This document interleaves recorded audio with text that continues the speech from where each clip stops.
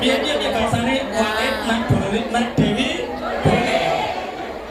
Akhirnya terjadi ada nikah kontra, ada nikah batin, ada nikah yang lain karena menganggap pernikahan itu tidak penting, makanya tidak dicatatkan.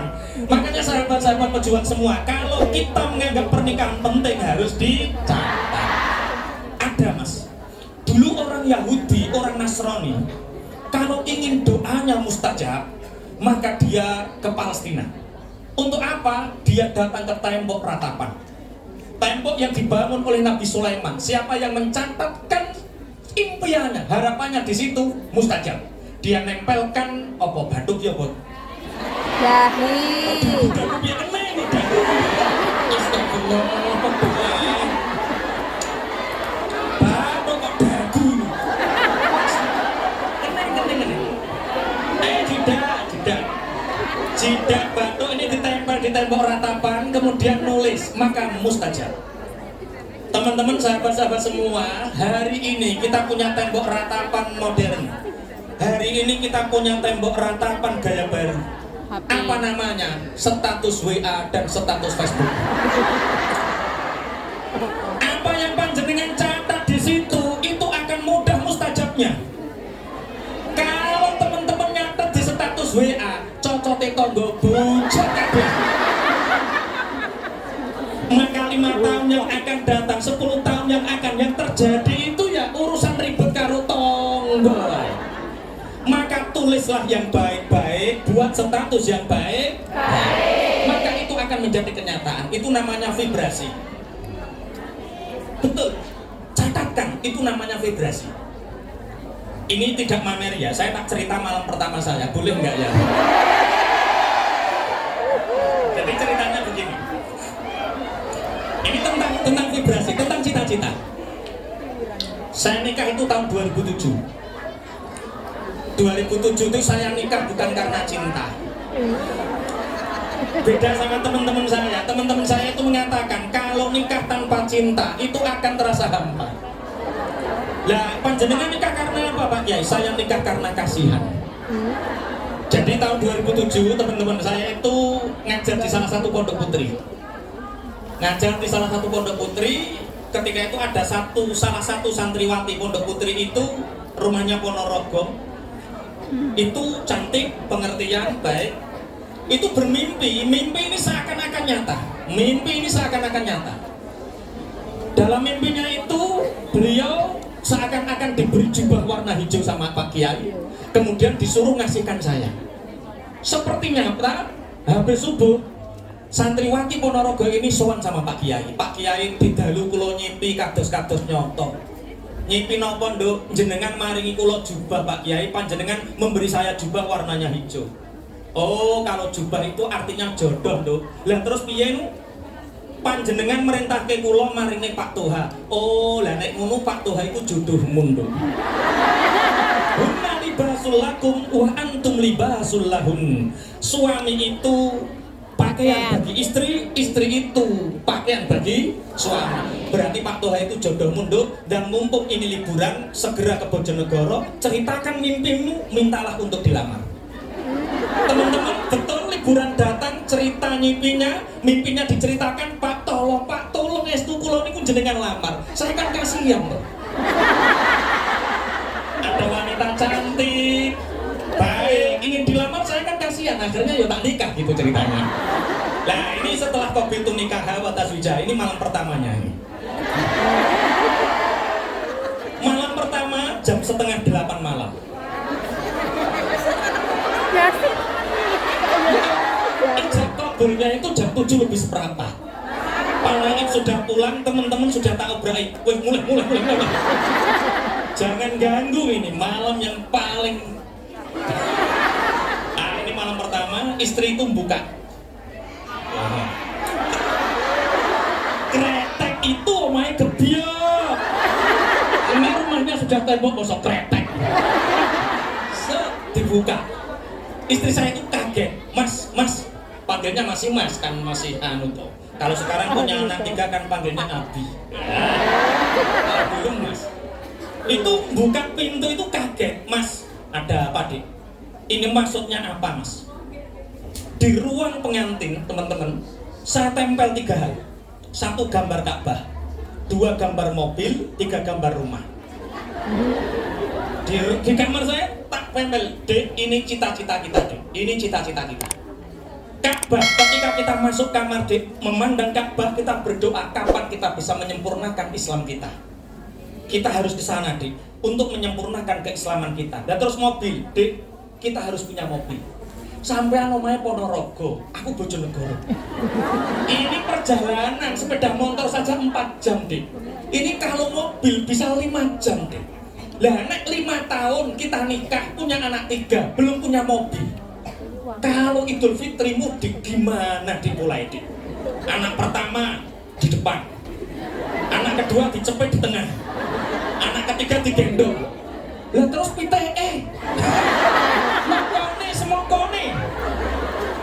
Yuk kabarnya menantu silaturahim ke mertua, kabarnya itu memberi sesuatu 100.000, 200.000 uang saku kepada mertua. Tapi hakikatnya ketika menantu datang itu pulang itu ngerampok apa nih mertua. PTE digorok, saku kucing-kucingnya digorok. Lah terus Mas, lah kita harus punya mobil, kita harus punya mobil. Lah kemudian rumah, setiap orang mengidamkan rumah, Dik. Teman-teman sahabat pejuang, tahun 2007 saya nempel gambar Ka'bah. Tahun 2007 saya nempel mobil. Sama tahun 2007 saya nempel gambar rumah. Tahun 2010 ternyata alhamdulillah Allah mengijabah. Sudah bisa ke Mekah, sudah punya mobil, sudah bangun rumah. Himmatur rijal tuhdimul jibal. Cita-cita kuat seseorang bisa merobohkan gunung. Pertanyaannya sekarang, panjenengan sudah nempel apa di kamarnya? Jangan-jangan yang ditempel itu kalender BRI.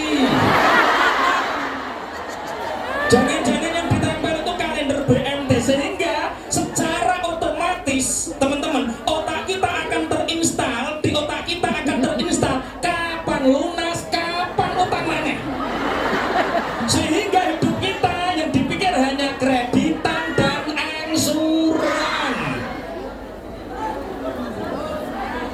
Tolong habis ini suaminya yang di rumah, anak yang di rumah, mbahnya di rumah, mbah, nak, mas, tolong kalender-kalender bank itu semua bakar.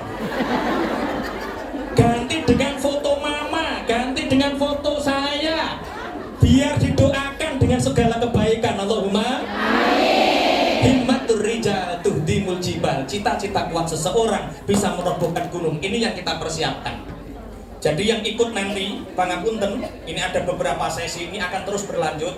Yang ikut nanti tolong harus punya gambaran apa yang saya tempel nanti di kamar saya, apa yang dilihat suami ketika di rumah, apa yang saya lihat ketika di kamar saya. Dan ini akan menjadi cita-cita kita, harapan kita. Allahumma amin.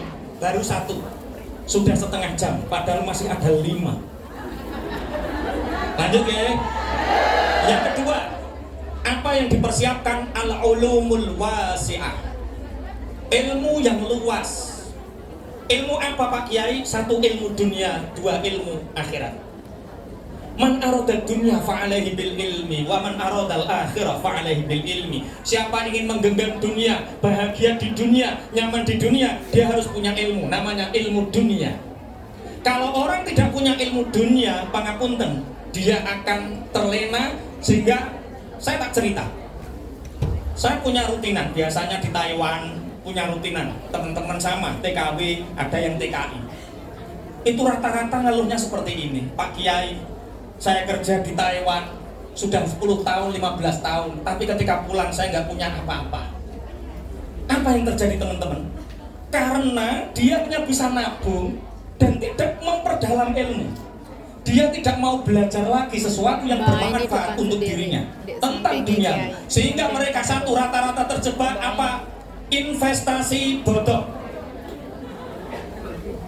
Paham maksudnya investasi bodong? Teman-teman sahabat pejuang, kalau Anda tidak menguasai ilmu bisnis, maka tolong nabung saja, uang bawa pulang, jangan ikut investasi apapun. Karena apa? 1, Bisnis itu harus dimulai dengan startup, growing, startup, running, growing, establish, baru business owner. Tingkatan business owner untuk investasi itu tingkatan yang kelima ilmunya. Kalau panjenengan tidak paham startup, running, growing, establish, baru business owner tidak tahu, cukup nabung saja. Banyak teman-teman yang pulang tidak bawa apa-apa karena di sini ikut ini, ngangsur lagi. Apa yang terjadi? Tidak bawa apa-apa. Karena apa? Orang akan dikalahkan oleh kebodohannya sendiri. Al insanu aduwuma juhila. Manusia itu musuh dari apa yang dia tidak ketahui. Yang kedua, multi level marketing, trading forex. Banyak yang terjebak di sini. Dia tidak tahu ilmunya, seakan-akan tahu. Ini perusahaan besar, kamu tinggal jualkan. Kok dapat ini, yang penting orang setor uang, setiap bulan dapat uang. Pangapunten. Hasil tidak pernah mengkhianati proses. Kita tahu di sini mengumpulkan uang itu sulit apa mudah? Sulit apa mudah? Tergantung orangnya. Kalau orangnya tahu ilmu dunia, insya Allah orangnya jalan-jalan, uangnya jalan. Saya di rumah punya apotek. Saya di sini apoteknya itu ada yang jaga, dapat keuntungan. Saya ke sini di rumah dapat uang apa tidak? Dapat. Saya sama Pak Eko yang tadi ngawal punya perusahaan santan bubuk. Santan bubuk karena sekarang kelapa mahal. Iya, bagaimana cari kebutuhan orang lain penuhi kelapa mahal. Ayo buat kita santan bubuk. Santan bubuk ini dijalankan oleh sales-salesnya. Mereka jalan, saya di sini sama Pak Eko. Di rumah dapat uang apa tidak? Dapat. Oh, ternyata dapat uang itu mubah kalau tahu ilmunya. Lah, kalau tidak tahu ilmunya, jangan ikut terjun apapun tentang investasi bodong. Yang kedua, rata-rata karena multi level marketing. Yang ketiga, teman-teman Taiwan itu mereka tidak bawa pulang apa-apa. Karena apa? Karena tidak menguasai ilmu hutan. Ono konco akrab namanya Besti.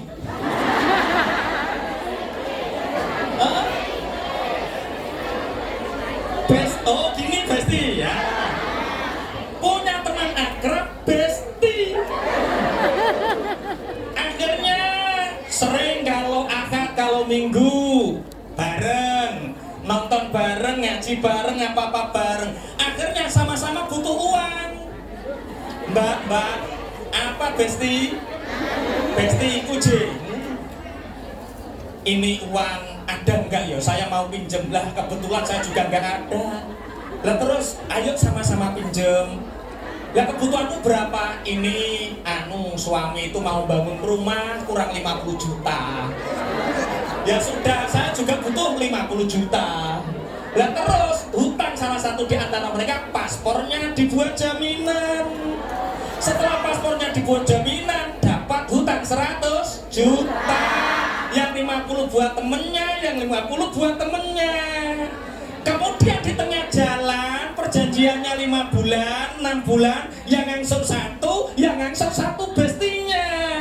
Sebelum 7 bulan, bestinya akhirnya setengah tahun gajinya habis untuk nyauri.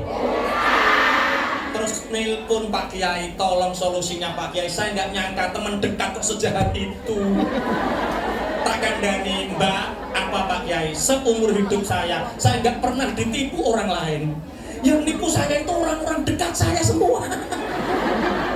Loh, kita berarti senasib Pak Kiai, senasib kita itu. Tandanya orang yang ingin dijadikan kaya oleh Allah itu biasanya ditipu orang. Di sini ada yang pernah ditipu temennya? Yang pernah ditipu temennya angkat tangan. Ikhlaskan, itu tanda, itu sinyal panjenengan akan diberi kekayaan yang melimpah oleh Allah. Syaratnya ikhlas. Ono sing bantah ngene, Pak Yai, aku yo ikhlas, tapi aku ora iso lali.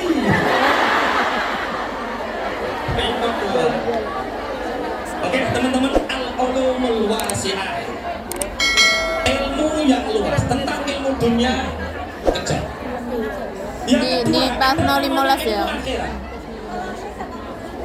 Wa man aradal akhirah fa'alaihi bil ilmi, dan siapa yang ingin masuk surganya Allah maka dia harus